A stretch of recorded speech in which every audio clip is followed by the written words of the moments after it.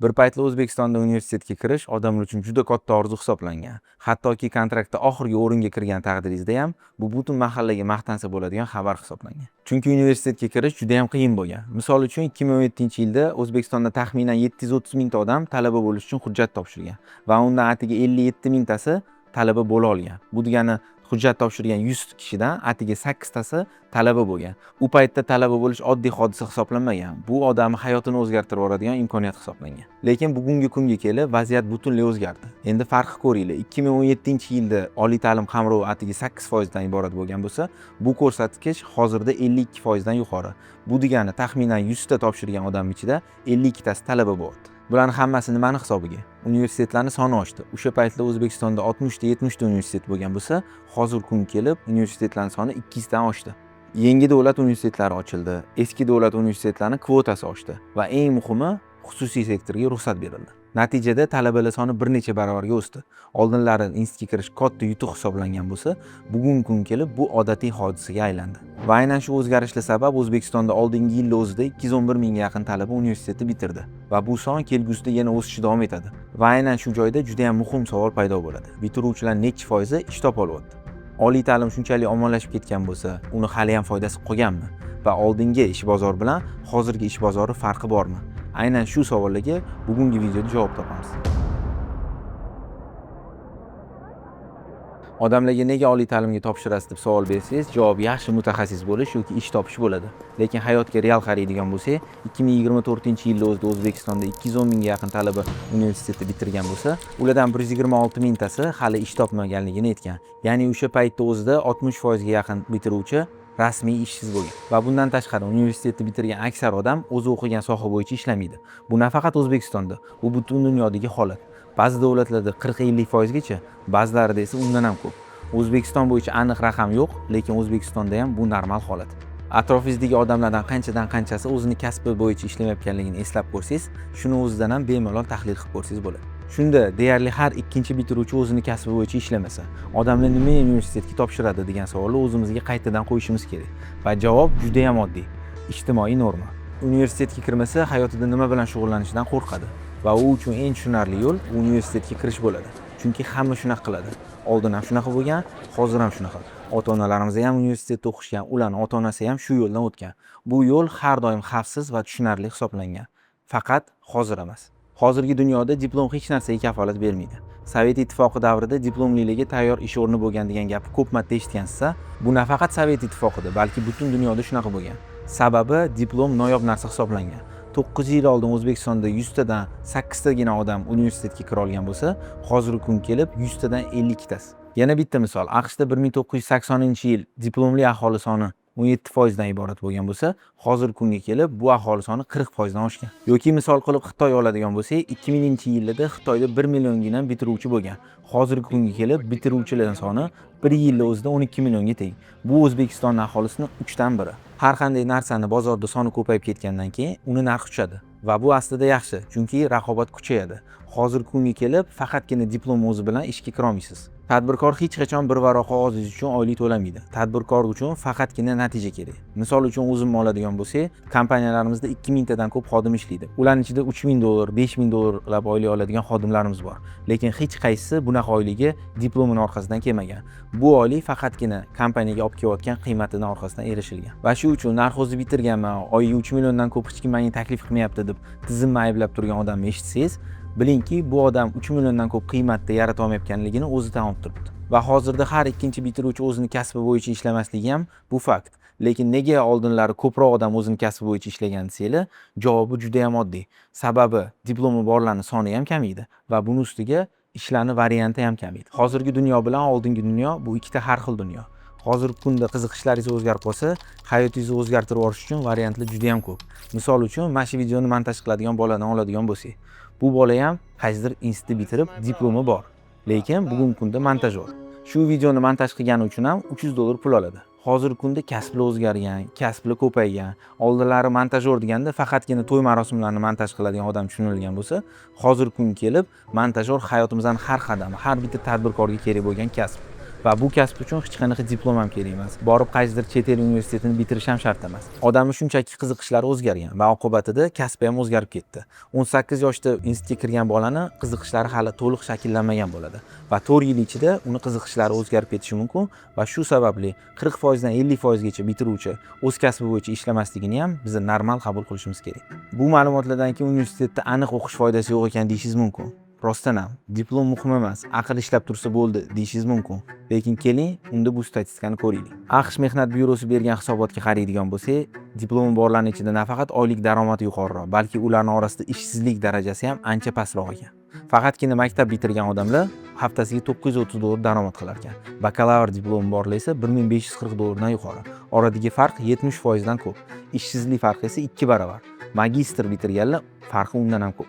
Va eng qizig'i, bu yerda faqatgina kasbi bo'yicha ishlaganlar inobatga olinmagan. Bu yerda umumiy olingan. Kasbi bo'yicha ishlaydimi, biznes bilan shug'ullanib ketadimi, boshqa kasbga o'tib ketadimi, farqi yo'q. Umumiy olib qaraganda, oliy ta'lim olgan odam, oliy ta'lim olmagan odamdan ko'ra ko'proq daromad qiladi.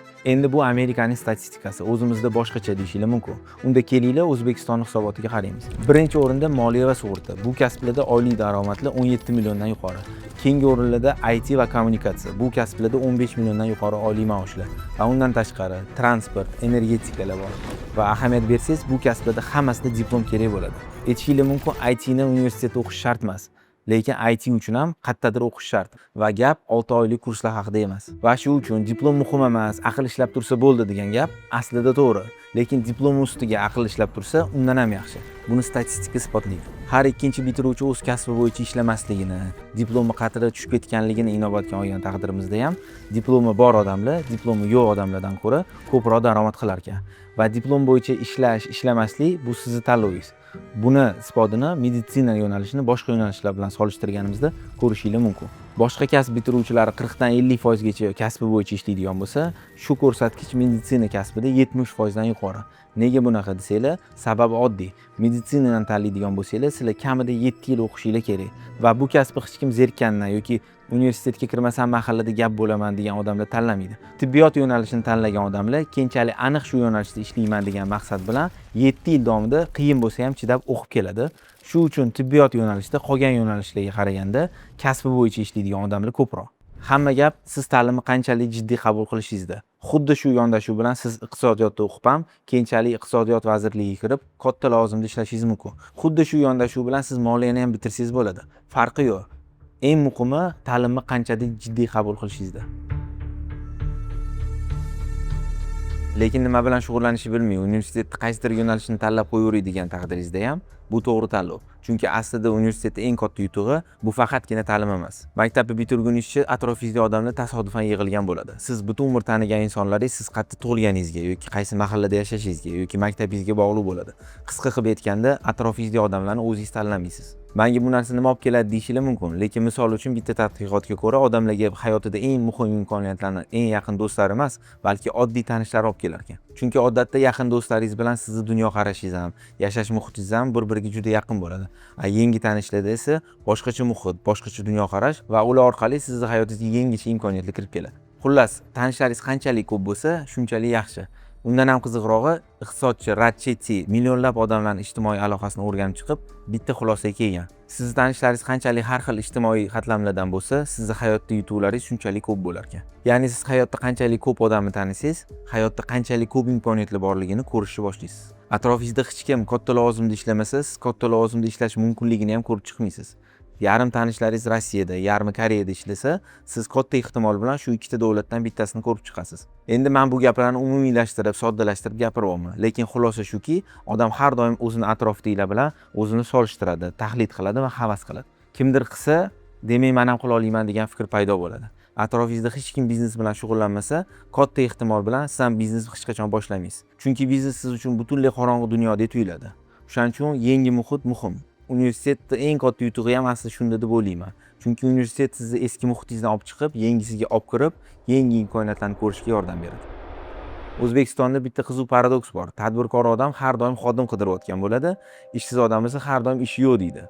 Qaysi biriga ishonishni o'zingiz ham bilmaysiz. Lekin aslida bularning ikkalovi ham haq. Tadbirkor qidirayotgan xodim bu mutaxassis odam. Ish qidirayotgan odam bu narsaga javob bermaydi. Xullas, ish bor, ish ko'p, lekin bu ishga javob beradigan xodimni o'zi yo'q. O'zbekistonning kompaniyalarida qanchadan qancha chet el fuqarolari ishlab va qancha oylik olayotganini ko'rsangiz, hayron qolasiz. O'zbeklar Rossiyadan odam olib kelib ishlatyapti. Chunki ichki bozorimizda kuchli mutaxassis topish juda katta muammo. Bitta sohada chuqur bilimga ega bo'lgan mutaxassis juda kam. Biza bu talablarga o'tib bo'ldik. O'zbekiston iqtisodiyoti oxirgi yillarda bir necha baravarga o'sib ketdi. Bundan buyog'iga O'zbekistonga faqatgina shunaqa kuchli mutaxassislar kerak bo'ladi. Paxta sotish oson, mato tikish qiyin. Kiyim tikish undan ham qiyin. Zara, Nike, Adidas kabi brend yaratish undan 10 baravar qiyin. Lekin iqtisodiyotga olib keladigan foydasi ham o'ziga yarasha. Faqat brendlar yaratish uchun kuchli mutaxassislar kerak. Bizning mehnat bozorimizda bunaqa kadrlar kam. Bizning mehnat bozorimizda asosan ikkita qo'li bilan og'ir mehnat qiladigan odamlar bor. Katta iqtisodiyot uchun kuchli mutaxassislar kerak bo'ladi. Samolyot yasash uchun shunchaki injener emas, balki avia injener kerak bo'ladi. Dori ishlab chiqarish uchun farmatsevt emas, balki biotexnolog kerak bo'ladi. Ta'lim davlatni to'g'ridan-to'g'ri boy qilmaydi, lekin ta'lim davlat boy bo'lish uchun kerak bo'ladigan sohalarni rivojlantirish uchun imkoniyat yaratadi. Va ta'lim mehnat bozoridagi raqobatni yutib chiqishning eng zo'r yo'li. Hamshira 100 so'm olsa, xirurg 1000 so'm oladi. Farqi ta'limda va hamma sohada shunaqa. Misol uchun g'isht terish uchun ikkita qo'l kerak bo'ldi.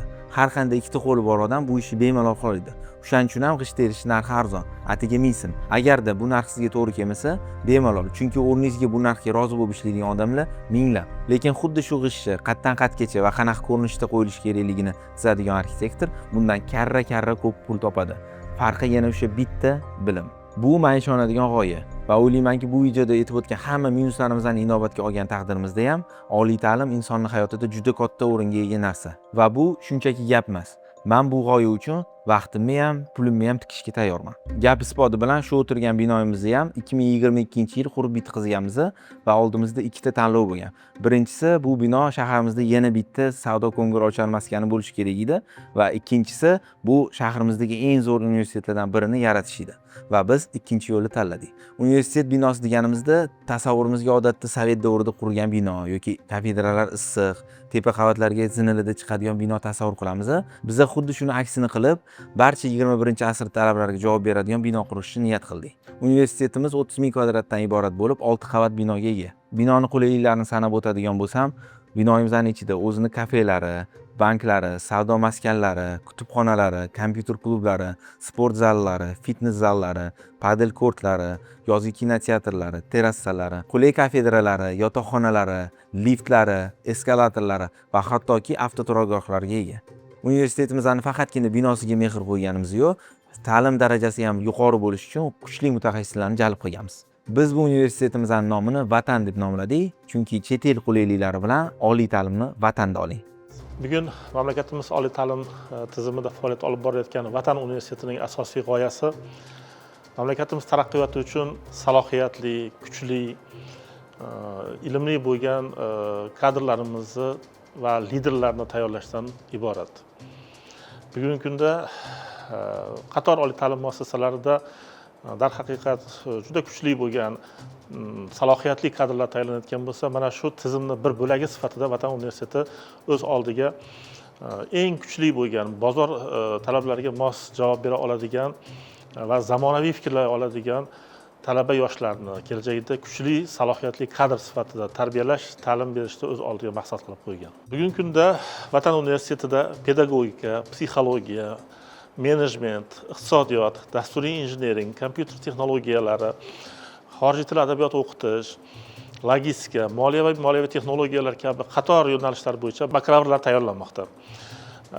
Shu bilan birgalikda universitetimizda qo'shma dastur mavjud bo'lib, mazkur qo'shma dastur Janubiy Koreyaning Far East universiteti bilan birgalikda amalga oshirilmoqda. 2+2, ya'ni 2 yil Vatan universitetida va 2 yil mana shu Janubiy Koreyaning Far East universitetida talabalarimiz tahsil olishadi. Va bundan tashqari talabalarimizni xorijiy bilimlarni olishi, xorijiy tajribalarni o'rganishni asosiy maqsad qilib olganmiz. Shu sababli Turkiya, Yaponiya, Xitoy, Chexiya kabi qator rivojlangan davlatlarning ko'zga ko'ringan universitetlar bilan birgalikda biz talabalar almashuvi, stajirovkalarni tashkil qildikki, mazkur stajirovkalar va talabalar almashuvi dasturlari bo'yicha talabalarimiz, yoshlarimiz mana shu universitetlarda o'zlarining malakalarini oshiradi va bilimlarini oshirishga harakat qilib kelmoqdalar. Bugungi kunda Vatan universitetida boshqa universitetlarda bo'lgani kabi eng ko'zga ko'ringan professorlar, tajribali dotsentlar faoliyat olib bormoqda. Mana shu ustozlardan talabalarimiz bugungi kunda zamonaviy texnologiyalarini, bugungi kunda mana shu amaliyotni ko'rgan ustozlardan o'zlariga kerakli bo'lgan ko'nikmalarni va tajribalarni, nazariy bilimlarni olishmoqda. Vatan universitetida iqtidorli talabalarni qo'llab-quvvatlash maqsadida bir o'quv yili davomida fanlarni a'lo bahoga o'zlashtirgan va ilmiy tadqiqot ishlarida, startap loyihalarida o'zlarini sinab ko'rayotgan iqtidorli talabalarga 1 yillik grantlarni biz e'lon qilganmiz. Va shu bilan birgalikda bu yil universitetimizga birinchi kurs sifatida hujjat topshirgan abituriyentlarimizni imtihon natijalariga ko'ra eng yuqori ball to'plagan 100 ta talabaga biz grant o'rinlarini e'lon qildik. Ayni paytda universitetimizga 1-iyundan 30-sentyabrgacha qabul jarayonlari davom etmoqda va onlayn tartibda xalqimizga, yoshlarimizga imkoniyatlar yaratish maqsadida onlayn tartibda imtihonlar o'tkazilmoqda. Barchangizni universitetimizga taklif qilamiz.